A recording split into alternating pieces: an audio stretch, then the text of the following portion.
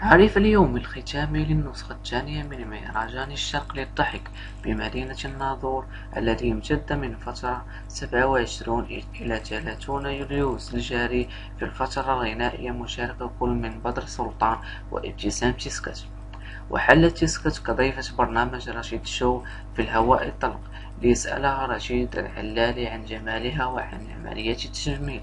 كما قدمت تيسكت للجمهور الحاضر مجموعة من أغانيها، كما ظهرت في مقطع الفيديو من كواليس السهرة وهي جد متعبة، لكنها أصرت على حبها لمتابعيها. والآن إليكم الفيديو. عيط بزاف يا مسكينة. انا ما تورينيش اليوم عيانة عارفة. لا بنتي عيانة.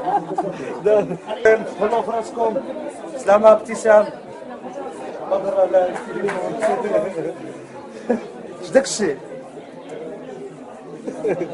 شتي راه كاع كيسقطوا عليك بقاش داك الشو هذا. الله يخليك. شفتي صاحبي راه مشى عطيه التليفون. صباح عليكم.